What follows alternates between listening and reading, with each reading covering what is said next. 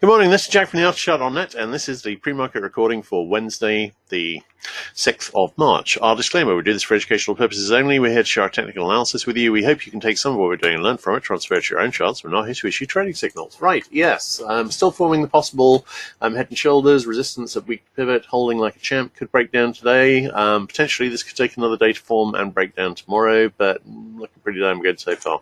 NQ, no obvious topping pattern here. It still needs to break and convert weak pivot, of course. We do have a weakish looking possible double top, but not something I would be relying upon. RTY, we've actually finished forming the possible head and shoulders here and started to break down through it. We're testing the monthly pivot as support, break and convert the monthly pivot, and we get a target down into the 1524 area. DAX, DAX is, I was thinking about a retest of the high. It's back testing the weekly pivot now. This would still look better with a retest of the high, but there is a possible double top here. We shall see. ESTX, we've got a pretty nice looking potential double top here, and breaking a version of the weekly pivot looks for this trend line here, which would in effect be a test of this wedge support trend line in the 3260 area. Okay, on the RTH charts, ES obviously on RSI 14 week and a full RSI 5 sell signal.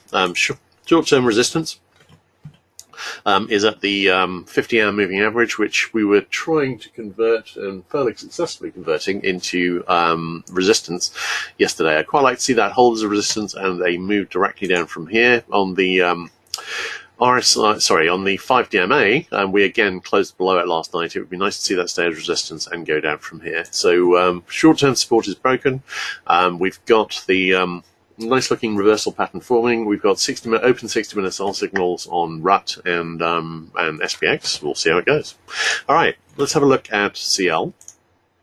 CL has now made it down to my trendline target and broken it slightly. Our ideal scenario here would be a move down below the weekly pivot and monthly pivot down to the 55 area, break down below this double top support towards 52, and then reverse back up, Janus flag set up, straight back up to 58. That is the ideal. Won't necessarily play out that way, but ideally we'd head down to that inflection point and either, main scenario, break back up, or B, alternate scenario, break back down. Break down below 51.5, and we have invalidated this IHS here. And if we invalidate this IHS here, that opens a possible retest of this low at 43. So there's a pretty strong looking alternate scenario, and I'm giving that 30% odds. So be wary to the downside here if we see a break below 55. NG, nice looking little rising wedge here, nice looking little double top here. I'm looking to see if we get a move down. I've got trendline support crossing weekly pivot at the moment in the 2.821 area, and a breaking conversion of that opens the downside and a likely test of the monthly pivot area, although the double top doesn't get us down quite that far. GC, this is a really, really nice bottoming setup here. It's nice. It really is, and if this reverses back up, this would take us back to the low 1300s. I've got a possible alternate as a larger IHS trend neckline in the 1298 area. We're on buy signals on the 60-minute everywhere, so I really like the reversal here. SI, there is an argument for it to go lower here, which is something I would note. We've made the wedge target, but we haven't made the double top target.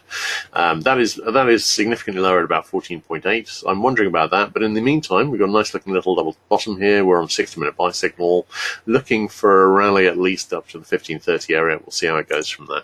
HG, we're still forming a possible head and shoulders. We could pivot holding resistance. If that breaks up, and there's an argument that it should, then we should see a retest of this high.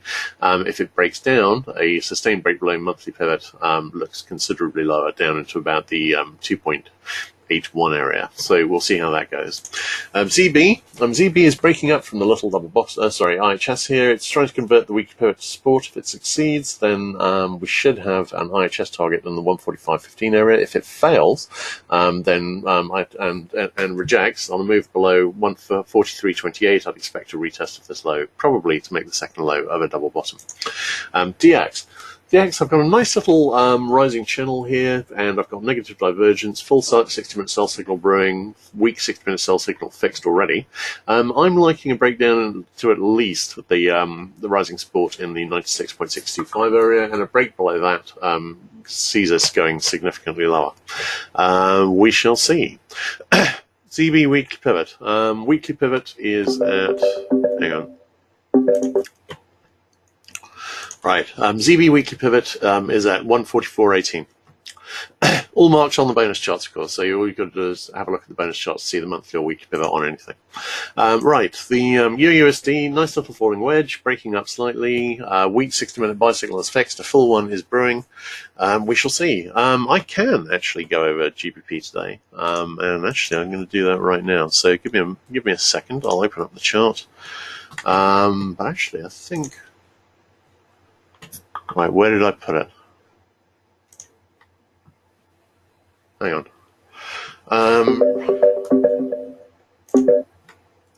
Right. Wait a second. I'm just going to transfer over the GBP chart so I can cover that later.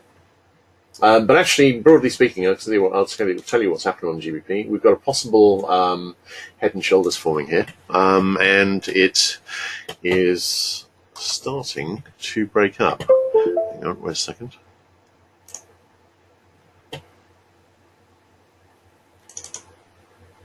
Should have this up on here. Let's see. Okay, good. Right, this is a possible bull flag, breaking up slightly at the moment. I've got a weak 60-minute buy signal fixed. I'm liking at least a rally back to the annual pivot 1.38202, and if it gets beyond it, then we should go back and retest this high. Okay, USD/JPY. Rising wedge here, nice looking little double top. I'm expecting to see a move down to at least wedge support, which is now starting to cross the weekly pivot at 111.46. USD CAD has reached my flag channel resistance, gone slightly beyond it, which was a surprise. But it looks nice for reversal here. 60-minute sell signal is fixed, and we could be seeing a very significant reversal here.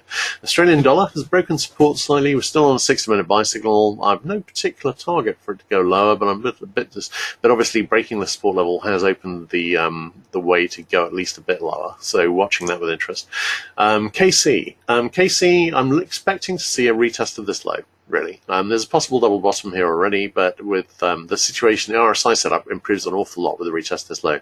If we don't get it, there's a possible double bottom setup here already, and we could have turned, but it's a sort of setup which, well, the retest is unfinished business below, and it would be nice to see that sorted out.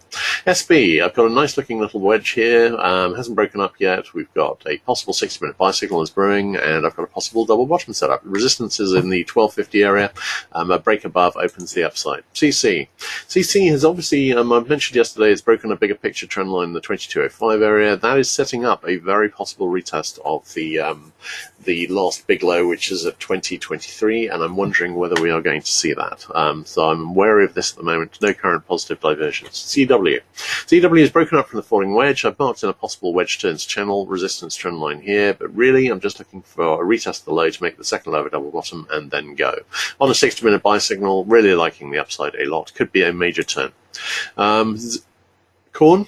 Possible IHS here. I had a possible head and shoulders here yesterday morning. We no longer have one because it has trended sideways. This is now looking like a triangle, and the triangle would tend to resolve bullishly. I really like this IHS on a sustained break over 378. Then we're looking at a target in the 390 area. Soy, no particularly obvious short-term pattern setup here, but the obvious next trendline resistance is megaphone resistance in the 929 area, and I'm not seeing any particular reason why it won't go straight there. Okay, I'm going to stop the recording there.